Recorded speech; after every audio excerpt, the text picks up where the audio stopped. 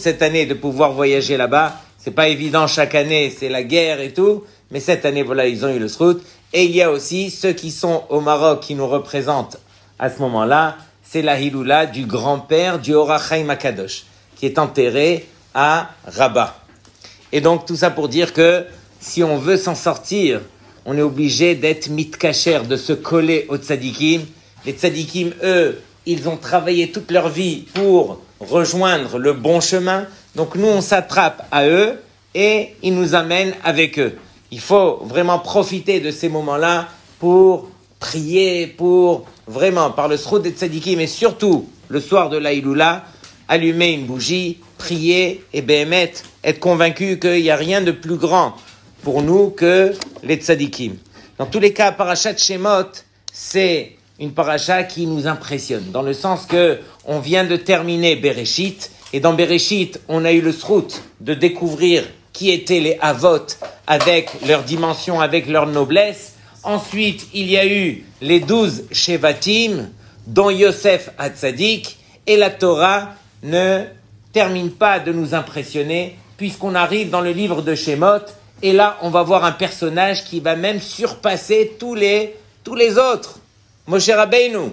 On peut imaginer une chose pareille, que la Torah a gardé un personnage pareil jusqu'au livre de Shemot. On va y arriver. Première chose, c'est marqué que Shemot, au début, c'est marqué Ve'ele Shemot Bnei Israël Habaim Mitzrayma. Habaim veut dire que ceux qui viennent au présent. Normalement, qu'est-ce qu'on aurait marqué? On aurait dû marquer Ve'ele Shemot Bnei Israël Asher Baou Mitzrayma, qui sont venus.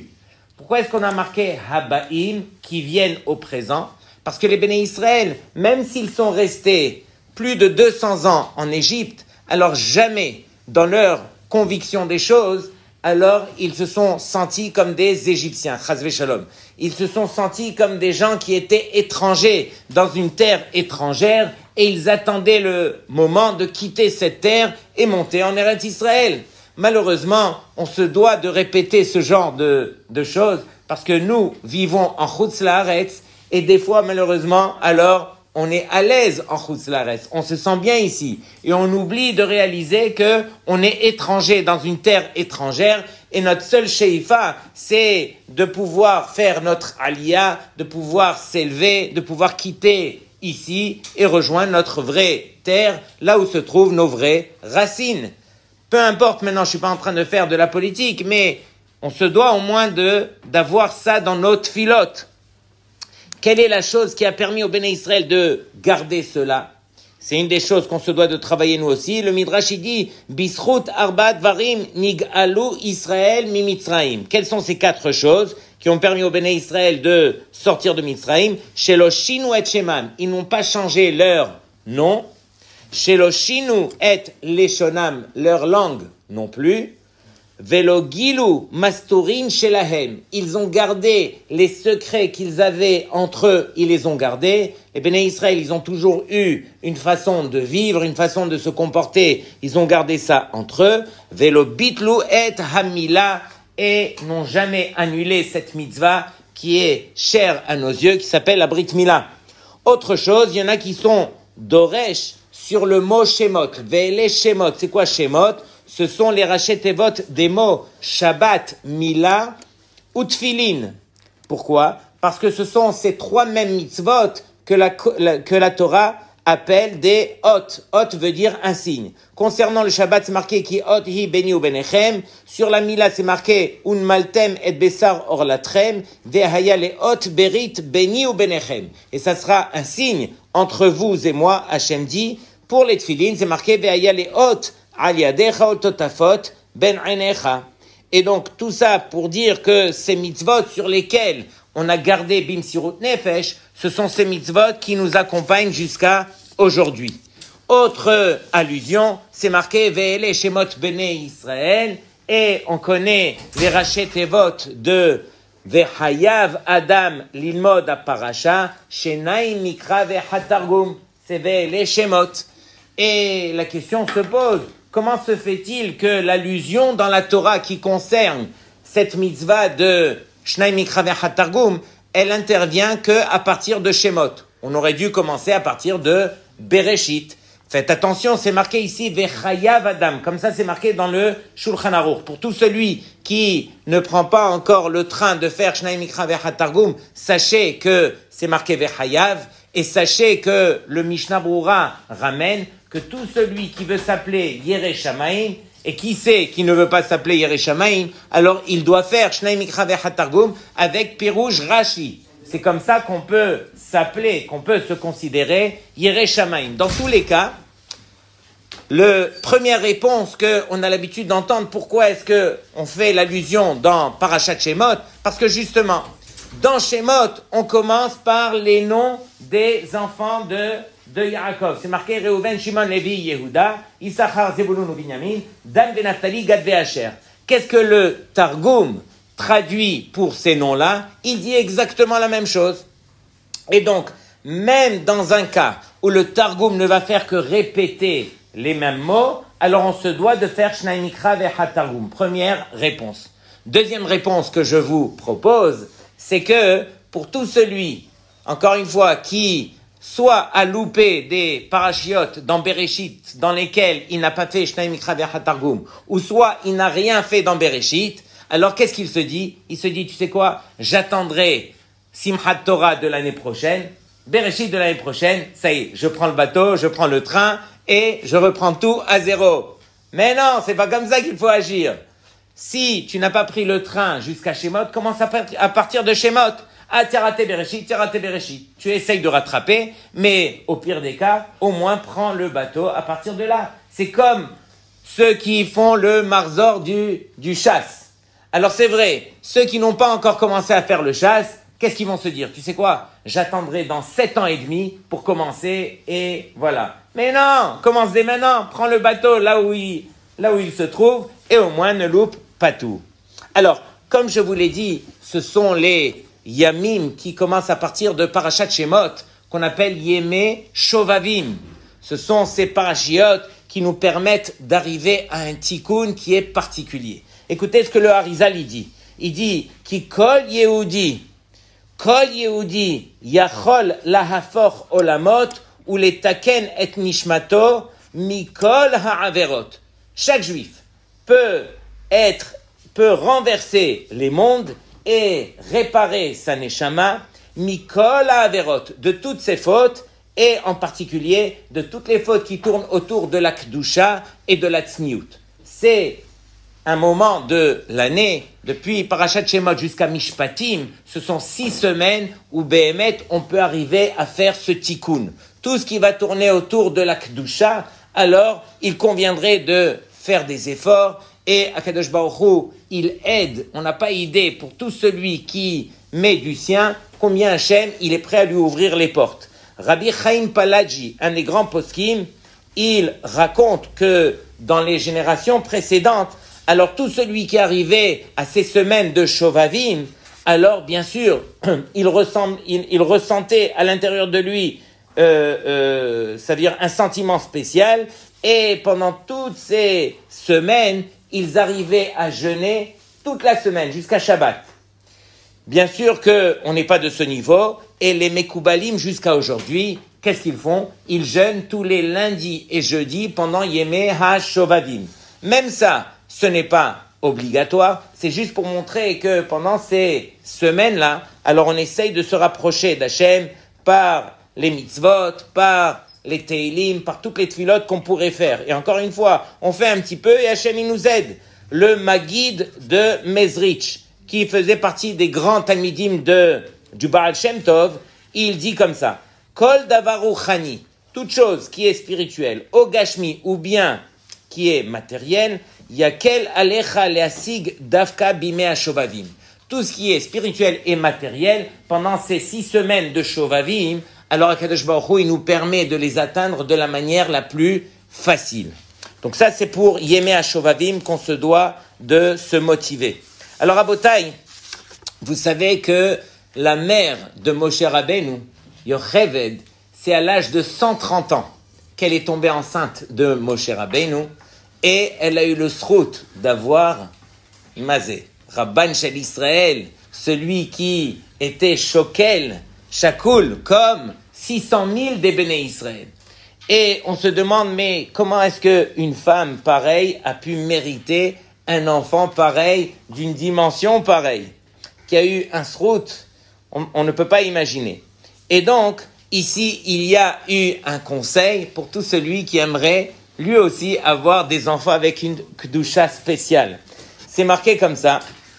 C'est un rab très très connu en Israël qui s'appelle Rav Elimelech Biderman, qui a raconté qu'une fois il y avait un avrer qui était marié depuis 20 ans, qui a fait toutes les ségoulottes, qui a demandé, qui est parti prendre les brachot, toujours pas d'enfant.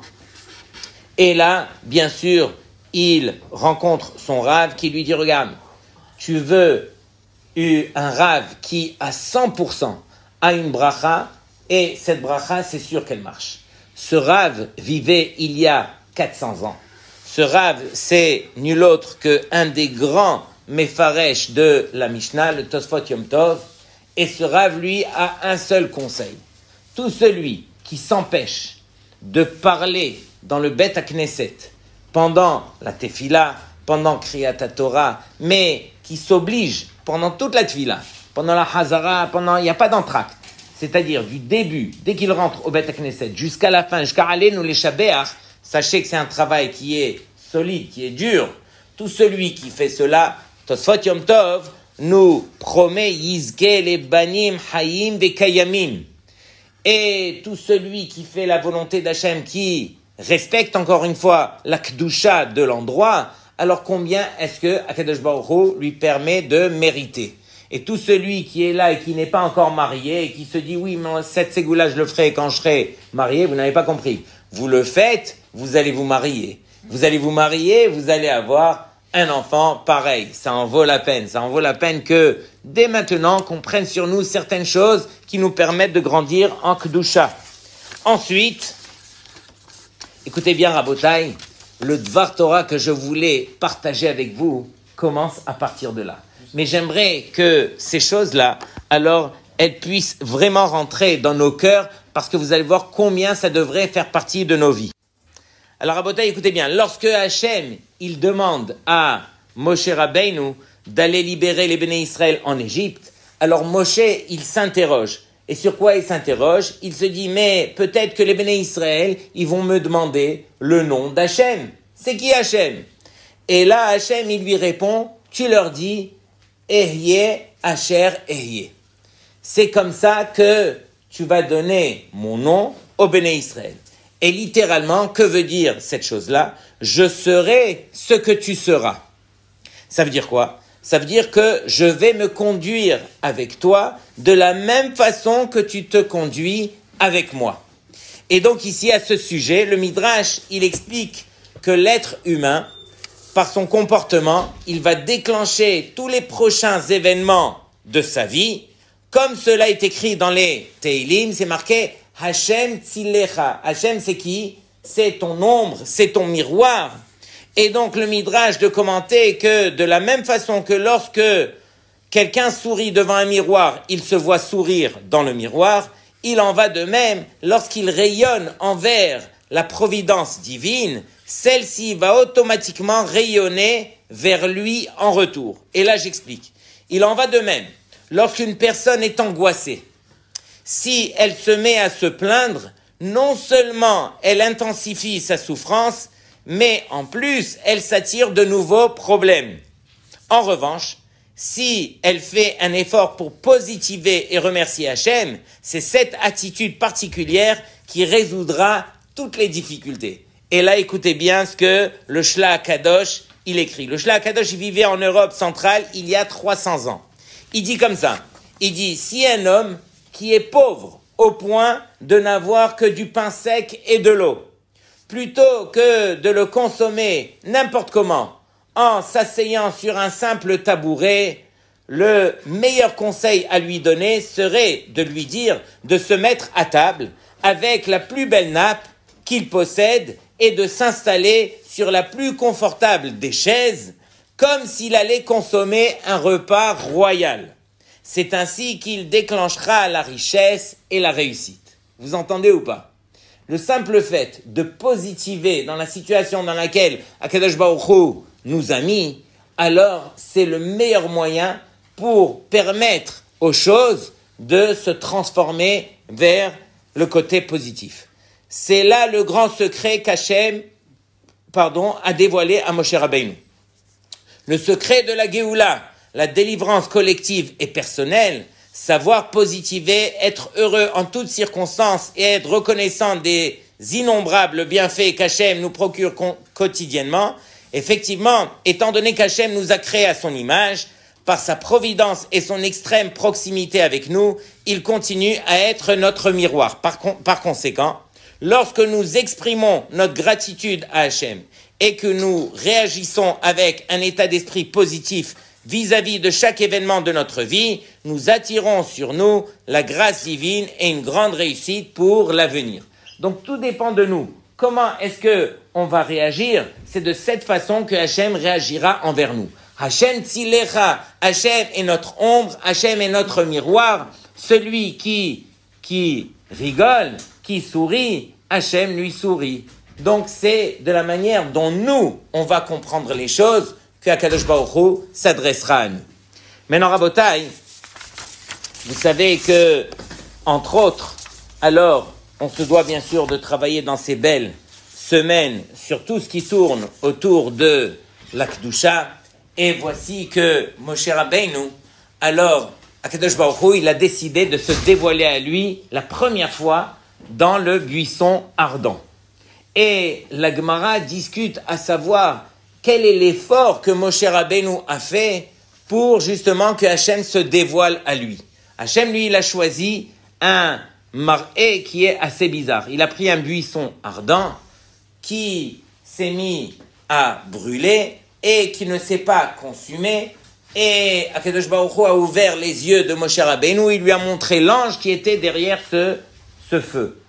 Et donc, ici, Akadosh Baruch Hu, tout ce qu'il a voulu faire, c'est voir est-ce que Moshe Rabbeinu, il allait s'intéresser à cette chose-là et quel est l'effort qu'il allait faire. Sur cela, machloket dans la Gemara entre Rabbi Yochanan et Resh Lakish. Rabbi Yochanan il dit, lorsque Moshe Rabbeinu il a vu le buisson ardent en train de brûler, alors il a fait 3 pas pour se rapprocher du buisson. Et Resh Lakish, qui est en machloket, il dit mais non, Moshe Rabbeinu quand il a vu le buisson, il a uniquement tourné la tête. Le fait de tourner la tête suffisait pour que Hachem se dévoile à lui. C'est quoi cette machloket là? Il a fait 3 pas, il a tourné la tête. Tout ça pour nous dire que le plus petit effort dans le côté spirituel permet même à Hachem de se dévoiler à nous. À nous de réaliser que tout ce que Hachem y veut, c'est qu'on fasse un petit effort pour nous rapprocher de lui. Et regardez Moshe, tout ce qu'il a mérité grâce à un petit effort qu'il a fait. Et voici que j'aimerais partager avec vous une histoire qui vaut des milliards, puisque aux États-Unis, il y a une yeshiva très connue, et cette yeshiva avait besoin bien sûr de fonds. Il y a des centaines de bachurim qui s'y trouvent, et ils se sont adressés à un juif assez connu qui vient de Los Angeles, qui a des gros moyens, et ils ont voulu lui montrer la yeshiva. Mais voici que ce juif, alors, il a voulu faire l'inverse. Laissez-moi venir comme moi je veux venir pour essayer de surprendre quelque part la yeshiva et me rendre compte, m'imprégner un petit peu de ce qu'on retrouve dans cette yeshiva. Donc voici que ce juif qui vient de Los Angeles, il arrive à New York et il va directement à la yeshiva. Quand il va à la yeshiva, alors il s'arrête dans le couloir, il écoute les bachurim et il rencontre beaucoup de bachurim entre eux en train de parler Belimoud. Après, il demande c'est où le Beth Midrash. Il y a plusieurs Beth Midrashot. Il va dans le grand Beth Midrash, il s'installe, il prend un livre, il étudie et il voit le bruit, il voit le sérieux, il voit les rabbanim, il voit des zkenim, il voit une Torah. Il monte dans plusieurs Beth Midrashot, il fait vraiment le tour et tout et il dit c'est une yeshiva vraiment dans laquelle je me dois de m'investir. Et donc, il se dit, je ne vais pas déranger le Rosh Shiva aujourd'hui, je l'ai vu, il est parti donner son shiur klali, je vais revenir demain et je lui dirai quelle somme je serai prêt à lui donner. Il sort de la yeshiva et voici qu'il trouve devant lui un film d'horreur. qu'est-ce qu'il trouve? Aux États-Unis, vous savez que les publicités, les billboards comme ça, ils sont énormes. Et voici que juste en face de la yeshiva, il y a une femme très mal habillée qui est devant cette yeshiva. Et il se dit, c'est pas normal. Devant une yeshiva Kdosha pareille, je vais laisser une publicité pareille. Il se rapproche, il prend le numéro, il les appelle et il leur dit, excusez-moi, j'aimerais acheter le panneau publicitaire. Non, non, monsieur, le panneau, il est pris pour les 90 jours à venir. 90 jours à venir. Il leur dit, non, mais je suis prêt à payer. Non, monsieur, on ne veut pas, et il raccroche. Il réfléchit, il les rappelle, et il leur dit, écoutez, je suis prêt à payer $1,000. $1,000 pour le panneau publicitaire par jour. Et il tombe sur le directeur, le directeur, il dit, non, mais si vous donnez $1,000, c'est 3 fois le prix que ce que ça coûte, et au minimum, vous devez vous engager sur 90 jours. $90 000. Il dit, banco, c'est bon, je prends sur moi $90 000, mais que chas v'shalom, que ces bachorim ne voient pas une pub pareille. Et donc, il paye les $90 000, et la compagnie lui dit, ok, alors donne-nous ta publicité qu'on va mettre dans l'encart publicitaire. Et lui, il dit, non, mais j'ai pas de publicité. Et eux, ils disent, mais non. Ici, c'est un endroit où on essaye de faire de la pub pour tous les prochains clients. Si vous ne mettez rien, on est obligé de laisser l'ancienne. Alors, il leur dit, non, alors laissez-moi réfléchir. Vous savez quoi? J'ai 90 jours de publicité, marqués tous les jours. Aujourd'hui, c'est le 90, aujourd'hui, il reste, 90 jours. Demain, il reste 89 jours. Et ainsi de suite.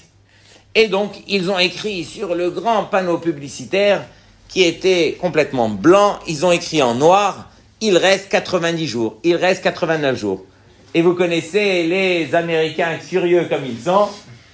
Il y en a beaucoup qui passaient par là, il y a une autoroute qui passe par là, et tout le monde se retourne vers le panneau publicitaire, et tout le monde commence à parler, à faire du bruit. Vous savez quoi? Dans 88 jours, ça sera la fin du monde. Dans 88 jours, on va gagner le million. Et chacun, il avait son pchat pour essayer justement de trouver de quoi est-ce qu'il s'agit. Et voici que les jours défilent et ça a fait du bruit. Ça a fait du bruit aux États-Unis. C'est même passé à la télé. Ça a fait tellement de bruit et tellement de gens qui en parlaient que on attendait avec impatience c'est quand la fin de ces 90 jours. Et voici que notre homme, quelques jours avant la fin des 90 jours, il reçoit un coup de fil de nul autre que Coca-Cola. Et Coca-Cola lui dit, écoutez, on est prêt à vous racheter l'encart publicitaire parce que ça fait tellement de bruit que après les 90 jours, si Coca-Cola met sa pub, ça fera une super pub pour qui? Pour Coca-Cola. Ah bon? Vous êtes prêt à acheter? Combien vous êtes prêt à mettre? On est prêt à donner $3 millions. $3 millions. Il leur dit, écoutez, attendez, pour l'instant, je dois réfléchir. En plus, c'est pas évident. Et rappelez-moi demain. Il restait que 2 jours. Rappelez-moi demain. Et donc, lui réfléchit, il raccroche et il dit, vous savez quoi? Quand va terminer ces 90 jours, ça va être le soir de Hanouka. Le soir de Hanouka, c'est le miracle de Hanouka. C'est ce miracle que je suis en train de vivre. Le lendemain, Coca-Cola le rappelle et il leur dit, vous savez quoi? J'ai pas le temps de m'en occuper. C'est bon, je vous le vends. Et donc, il a vendu l'encart publicitaire pour $3 millions. Quelqu'un qui a donné $90 000 au départ. Pourquoi? Pour sauver la kedusha de ses bachourim. Akadosh Baruch Hu, il dit, tu fais un effort pour moi, alors combien je serai prêt à donner pour toi? C'est ça les 3 pas que Moshe Rabbeinu a fait, ou c'est ça le fait de tourner le cou qu'il a fait pour se rapprocher d'Hachem. Quelqu'un qui veut se rapprocher de la kedusha, vadaï que Akadosh Baruch Hu il aide. Vadaï que on est là justement pour grandir. Et tout ce que Hachem il veut, c'est qu'on grandisse en kedusha. Il n'y a personne qui pourra s'en sortir dans ce monde-ci au niveau spirituel s'il ne comprend pas que la kedusha fait partie de sa vie. C'est impossible de ne pas prendre cette sougia au sérieux surtout pendant ces semaines de Shovavim, et de fournir ne serait-ce qu'un effort. S'il te plaît, Hachem, aie pitié de mon âme, aie pitié de mon Yetzerara. Aide-moi à me travailler, aide-moi à, doucement, détourner mon regard, essayer de faire attention à certaines choses. Comme ça, doucement, on arrive à s'élever. Et grâce au mérite des tzadikim, alors on y arrivera, Bezrat Hashem. Shabbat Shalom Lekulchem.